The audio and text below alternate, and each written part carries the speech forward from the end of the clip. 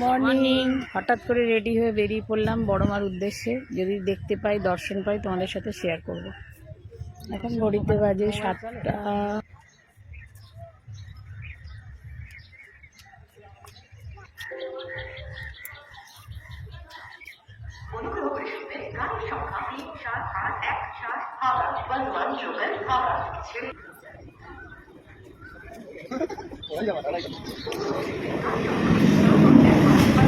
Ladies এগিয়ে গেল, থাকলে জেনারেলি উঠে যাবো, কি করে যাবো? জেনারেলে অত ভিড় নেই, ছুটতে পারবি না লেডিসে। ছেড়ে দে, ছেড়ে দে, ওখানে উঠে পারবে।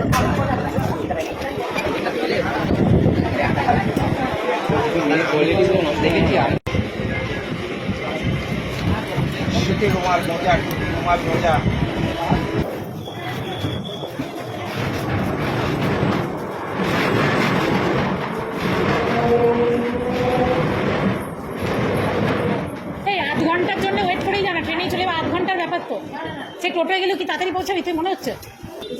আধ ঘন্টার ব্যাপার তো, ট্রেনে করেই যেতাম। সে টোটো করে যেতেও তো ওই সময় লাগবে, তার থেকে বেশি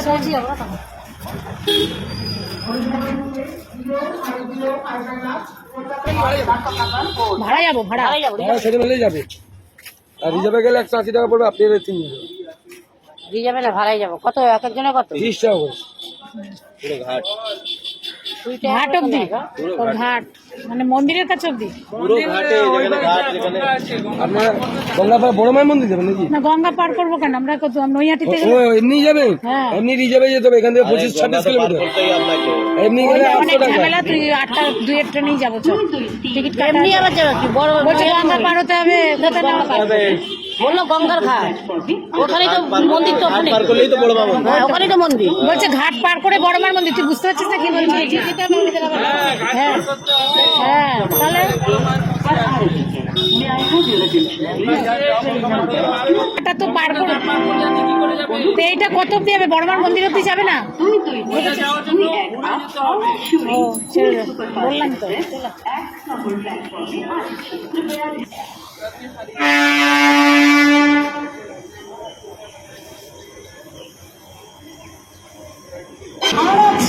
चार नंबर प्लेटफॉर्म আসছে, कृपया ध्यान दीजिए, गाड़ी संख्या 3।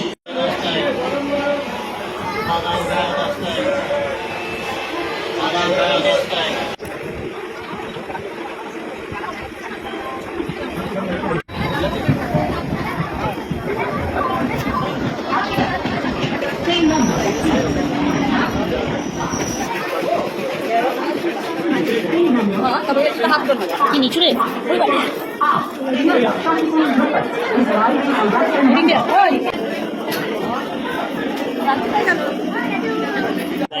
কিছু নেই।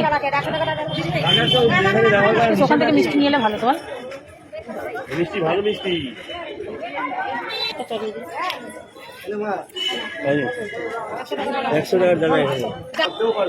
ওই একটু দড়ি ফড়ি কিনে না, কম বেশি এর মধ্যেই বড় বড় মায়ের ঢালা 50 করে ঢালা, বড় বড় মালা দিয়ে ঢালা পাবে 50 টাকা করে ঢালা আছে। না তোরটা এগিয়ে দে, পা দিয়ে কোটিতে হাত দিবি।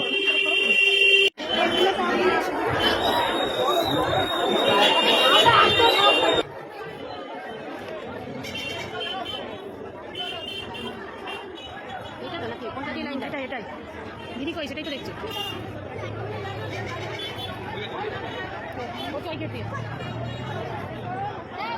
ওই যে লাইন, তাই বলি।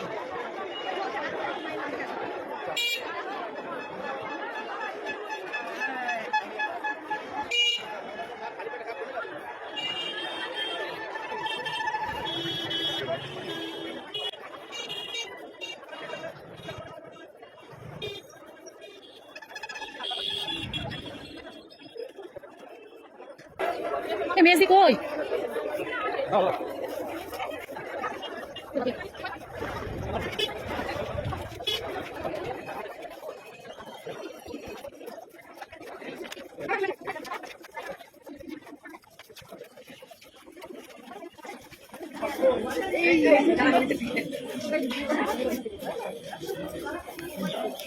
ওরে বাপরে, কত লাইন! দূর লাইনই শেষ হচ্ছে না। তো লাইন দেখো, আমরা 8টার মধ্যে এখানে নেমে গেছি। কি বিভৎস লাইন! যেতে মনে হচ্ছে 1-2 বেজে যাবে বাড়ি যেতে। আমার মেজদিকে পাঠিয়ে দিয়েছিলাম লাইন দেওয়ার জন্য, মেজদিকে তো দেখতেই পাচ্ছি না।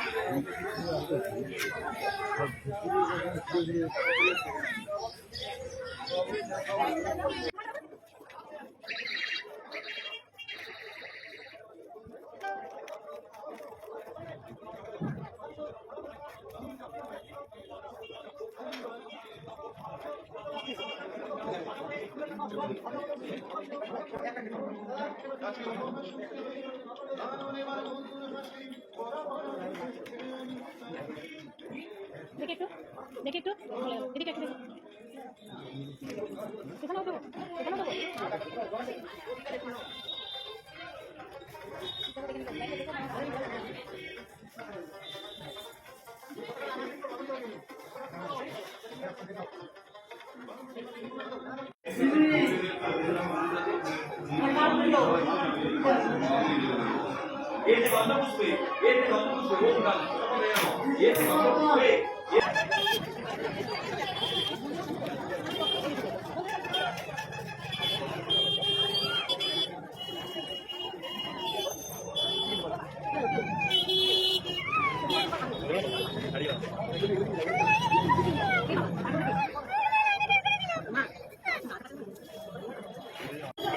অনেক কষ্টে প্রায় ঘন্টা 2 লাইনে দাঁড়িয়ে, 2 ঘন্টারও বেশি, 8:30 থেকে এখন মোটামুটি 11:30 কাছাকাছি হয়ে গেছে।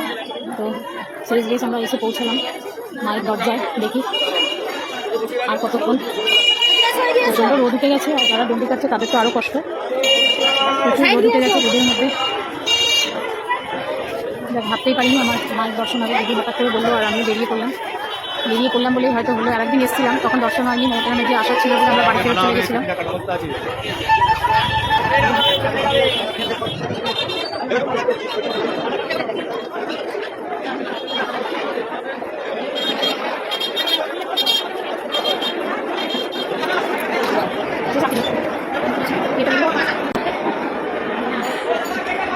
জয় মা, সবাইকে ভালো করো মা। এই যে আমার দিদি মাথায় তুলে নিয়েছে।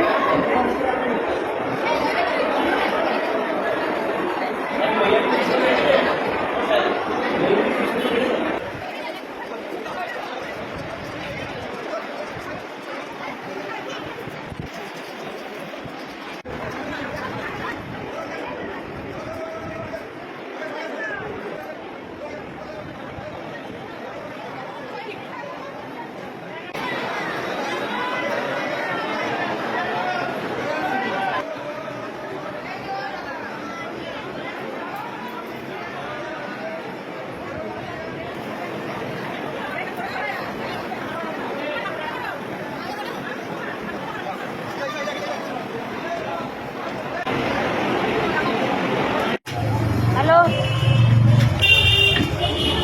হ্যাঁ এই তো পুজো দিয়ে বেরোলাম।